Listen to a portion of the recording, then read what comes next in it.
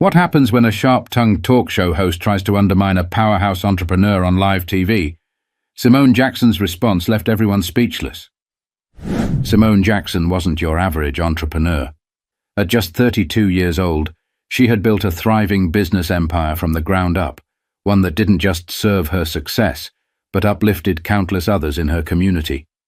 Born and raised in Birmingham, Alabama, Simone was the kind of person who believed that her success meant little if it didn't open doors for others. And her latest project? A groundbreaking initiative aimed at providing young black women with access to entrepreneurial mentorship and resources. So when she got an invitation to appear on The Morning Perspective, one of the most watched talk shows in the country, she was thrilled. It was a chance to spotlight the stories of the young women her initiative was helping and to show the world what determination, talent, and community support could achieve. The host, Charlene Whitaker, was a polarizing figure. Known for her sharp tongue and a knack for stirring controversy, Charlene was equal parts respected and notorious. Simone wasn't worried, though. She had faced challenges far tougher than a combative interviewer. This was her moment, and she intended to make it count. The day of the interview, Simone arrived at the studio in Los Angeles, dressed in a vibrant teal suit that mirrored her energy.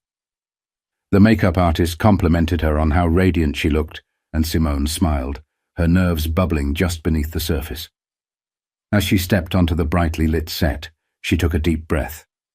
The studio was buzzing with production staff, cameras, and the low hum of audience chatter. Charlene, sitting in her usual spot, flashed Simone a wide, toothy grin that didn't quite reach her eyes. "Simone Jackson, ladies and gentlemen," Charlene announced to the applause of the live audience. A self-made businesswoman who says she's rewriting the rules of entrepreneurship. Simone, welcome. Simone leaned into the introduction with her trademark poise, flashing her warm, confident smile. "Thank you, Charlene. I'm so happy to be here and to share a bit about the work we're doing." The first few minutes were pleasant. Simone explained her journey from a teenager selling custom jewelry at flea markets to owning a multi-million-dollar company. Charlene nodded and listened, occasionally cutting in with questions, but nothing out of the ordinary. Yet. Still, Simone couldn't shake a subtle shift in Charlene's tone as the conversation moved to Simone's community-focused initiative. The compliment started to sound just a bit backhanded. "So, Simone," Charlene said, tilting her head in that exaggeratedly curious way she was famous for, "do you think programs like yours are necessary because people aren't working hard enough on their own?" The air in the room thickened, just slightly. Simone paused, her calm demeanor unchanged. "Well, Charlene," she began, "it's not about people not working hard enough. It's about recognizing the systemic barriers that exist and creating pathways for others to thrive despite those barriers." Her answer was met with polite applause from the audience, but Charlene's grin only widened, as though she'd been waiting for an opening like this. But Simone had no idea just how far Charlene was willing to go. But little did Simone know, the interview was about to take a sharp, unexpected turn. Charlene leaned forward in her chair, her fingers tapping the glossy surface of the table. "I hear you," she said with a nod that felt more rehearsed than sincere. "But don't you think focusing on systemic barriers can sometimes sound like an excuse? I mean, plenty of people pull themselves up by their bootstraps, right? Isn't that what the American dream is all about?" The audience murmured softly. Some clapped. Others shifted uncomfortably in their seats. Simone noticed a few furrowed brows among the crowd, but she kept her cool. She had been here before, not on national television, but in classrooms, boardrooms, and even family gatherings, where the same rhetoric was tossed around like an unshakable truth. She smiled, calm yet resolute. "Charlene," she began, "the idea of the American dream is beautiful in theory, but it doesn't account for the fact that some people have more hurdles to jump than others. A pair of boots is great, but what if those boots don't have laces? Or worse, what if they've been stolen before you even get a chance to wear them?" Laughter and applause erupted from a section of the audience. and Simone seized the moment, adding, "What my program does is give people their laces back. It doesn't tie their shoes for them, but it makes sure they have what they need to take the first step." Charlene's smile tightened. Her eyes darted toward the producers behind the cameras, as if silently strategizing her next move. Simone had scored a point, but Charlene wasn't about to back down. "Well," Charlene said, her voice syrupy but with a slight edge, "that's a clever analogy. But some might say that focusing so much on race and inequality just creates more division. Don't you think we should be focusing on unity instead of pointing out differences?" Simone tilted her head, her expression thoughtful, but her words deliberate. "Unity sounds great," she said. "But it's hard to build a bridge without first acknowledging the river you're trying to cross. Ignoring differences doesn't make them go away. It just leaves people stranded on opposite shores." Another wave of applause rippled through the audience, louder this time. Even Charlene seemed momentarily taken aback, her polished facade cracking for just a fraction of a second. But she quickly recovered, her tone turning more pointed. "That's fair," she conceded. "But let's talk specifics. Your program is targeted specifically at young black women. Why not open it up to everyone? Isn't that exclusionary?" Simone felt a small twinge of irritation, but didn't let it show. This question wasn't new. She had been asked it dozens of times before, often by people who didn't understand, or didn't want to understand, the importance of tailored solutions for marginalized communities. "It's not exclusionary," Simone said, her voice steady. "It's intentional. When you know where the gaps are, you address them directly. If a house has a leak in the roof, you don't fix the whole house, you start where the problem is. My program is about addressing a very specific need, and by doing that, we're lifting up entire communities." The audience clapped again, and Simone could feel the energy shifting in her favor. But Charlene wasn't done. She leaned back in her chair, crossing her arms as if preparing for the next round. "Well," Charlene said, her voice tinged with a mix of skepticism and faux curiosity, "I'm just playing devil's advocate here, but some might say programs like yours promote dependency. How do you respond to that?" Simone raised an eyebrow, the faintest hint of a smile playing on her lips. She knew what Charlene was doing, pushing buttons, stirring the pot, but she wasn't about to give her the satisfaction of losing composure. But even as Simone held her ground, the tension in the room was about to reach a boiling point.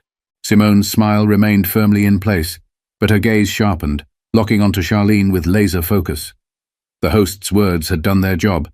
They'd ruffled feathers, not just in the audience, but within Simone herself. Still, Simone had no intention of letting Charlene dictate the narrative. "Dependency?" Simone repeated, her voice calm but edged with a quiet strength. "Let me ask you something, Charlene.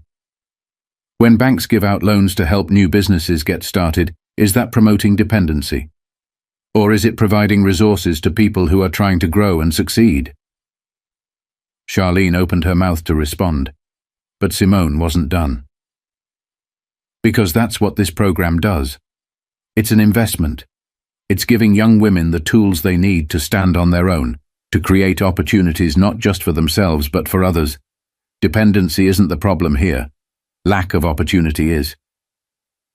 The audience erupted into applause, louder and more sustained this time.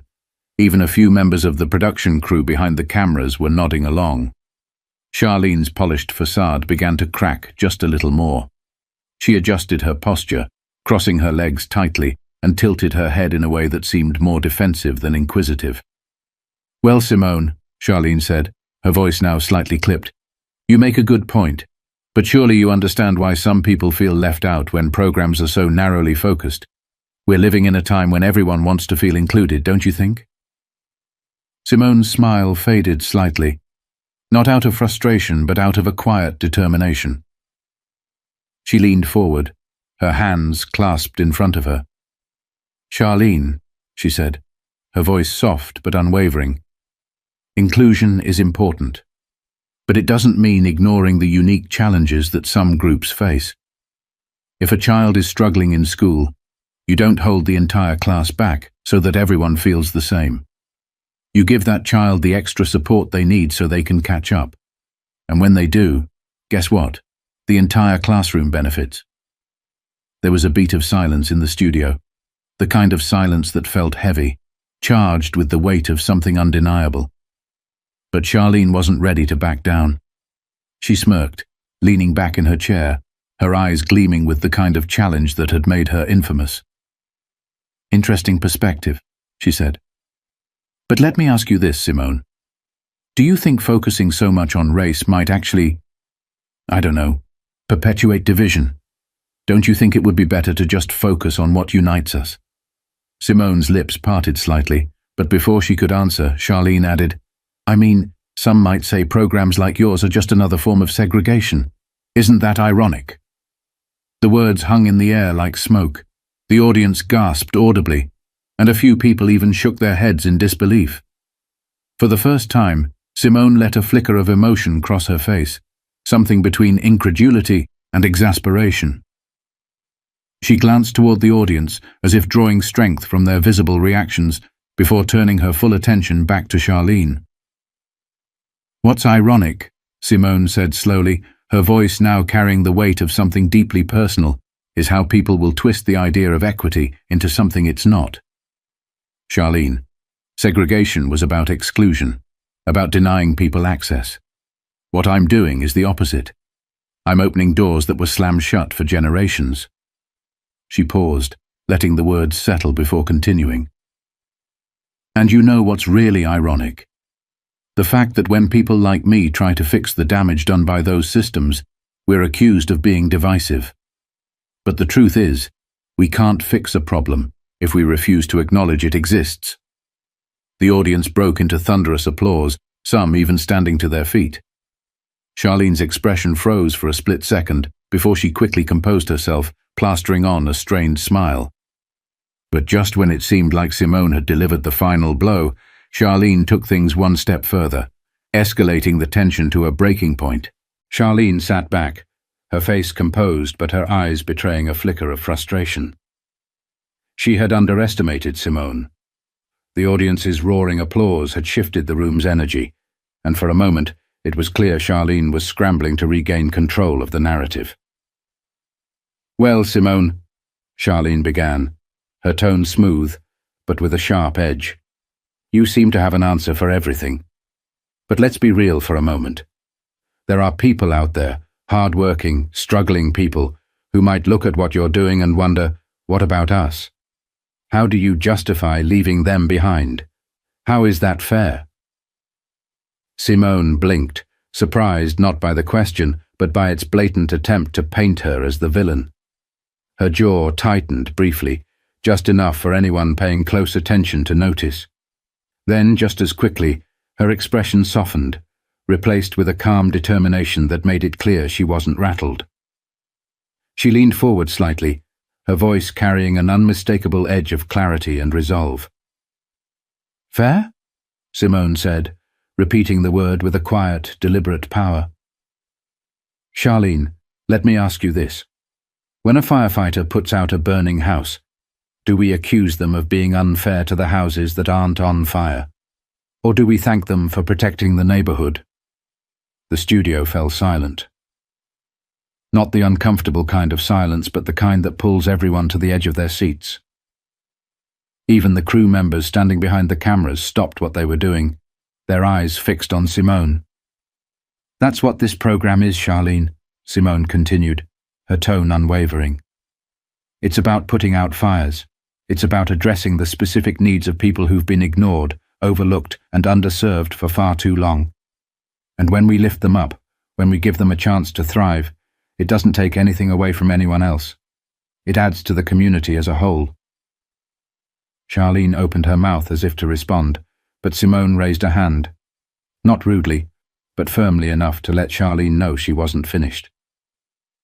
"And let's not pretend," Simone added, her voice now carrying the weight of years of experience, "that these conversations about fairness are ever really about fairness. Because when we talk about fairness, what we're really talking about is comfort. Whose comfort are we protecting? Whose discomfort are we willing to ignore? And if addressing injustice makes some people uncomfortable, then maybe that's a discomfort we should all learn to live with. The audience exploded. The clapping, cheering, and standing ovations weren't just loud, they were deafening. Simone sat back in her chair, her composure intact, but her eyes revealed the fire burning inside her. She had said her piece, and she knew it had landed exactly where it needed to. Charlene, on the other hand, was visibly flustered. Her carefully crafted image of control had started to crack. She fumbled for her water glass, taking a quick sip before forcing a laugh. "Well, Simone," she said, her voice slightly strained, "you're certainly passionate. I can see why your program has so many supporters, but let me ask you." Simone cut her off, politely but firmly. "Before you ask me anything else, Charlene, let me ask you something," she said, leaning forward.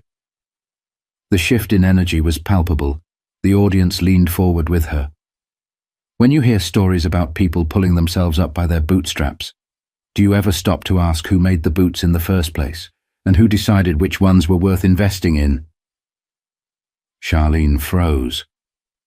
The question wasn't just rhetorical, it was surgical, cutting straight to the core of the narrative she'd been pushing. The audience was silent again, but this time it wasn't for Simone to finish. It was for Charlene, who clearly had no answer. But as Simone's words echoed through the studio, what happened next made it clear that this moment would be remembered far beyond this one interview. For what felt like a lifetime, Charlene sat there, her usually sharp tongue utterly still. Her practiced composure faltered as her mouth opened slightly, but no words came out.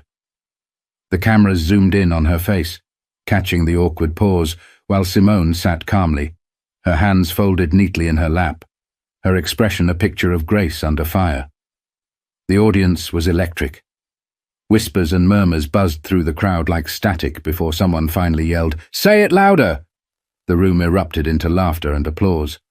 Simone smiled warmly, the moment hers to own. Charlene finally managed to stammer out a response. "Well, Simone, I think we're going to have to agree to disagree on some points," she said, her voice tight, her usual confidence now replaced with a strained civility. "But I do appreciate your perspective."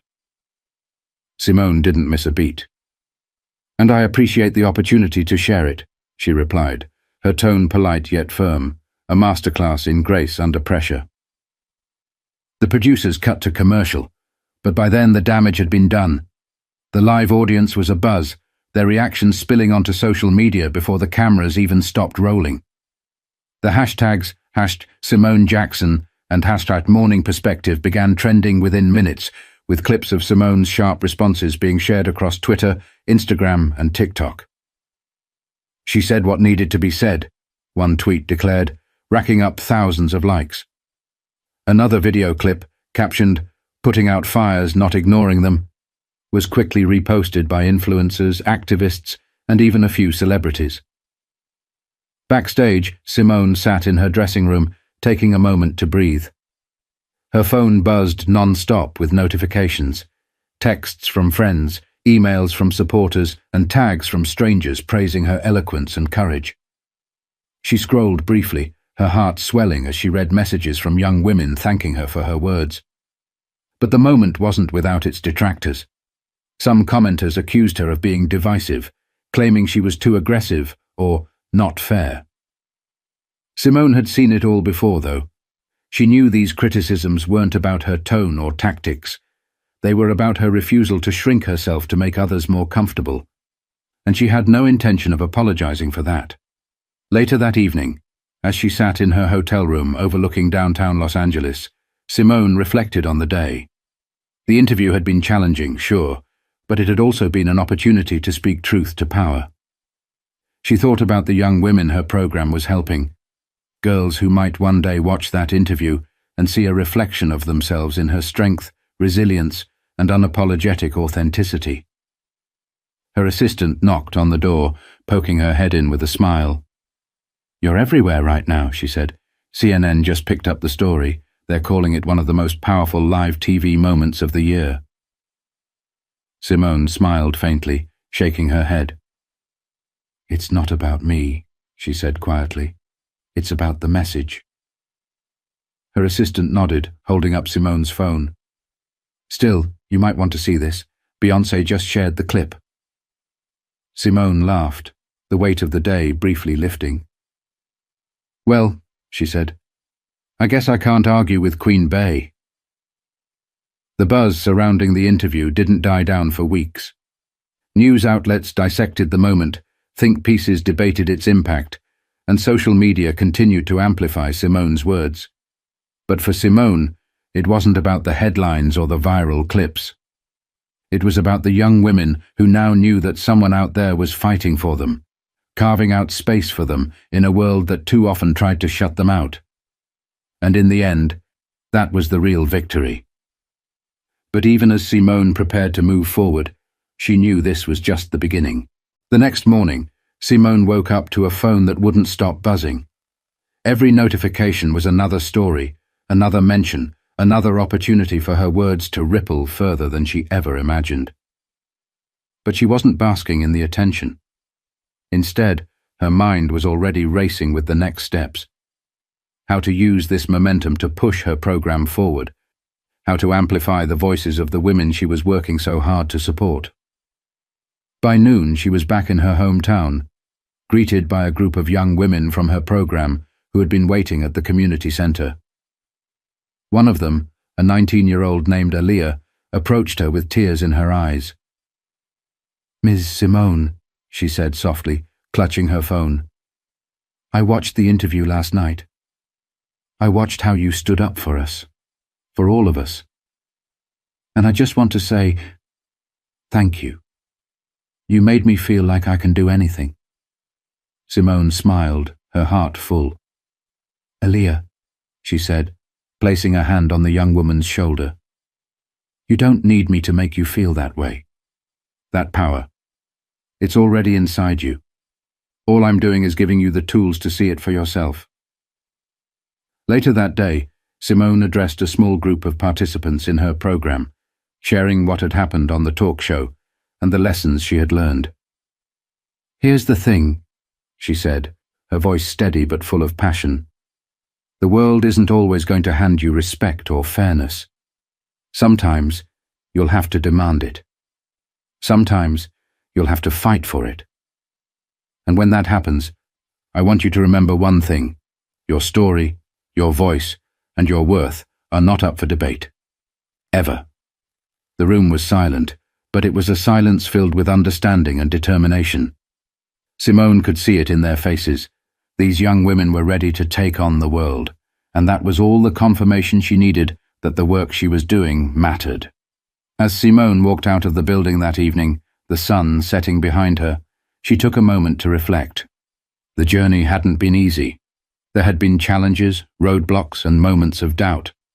But through it all, she had stayed true to her purpose: to create change, to inspire others, and to leave the world a little better than she had found it. Simone's story is a reminder that standing up for what you believe in isn't always comfortable, but it's always necessary.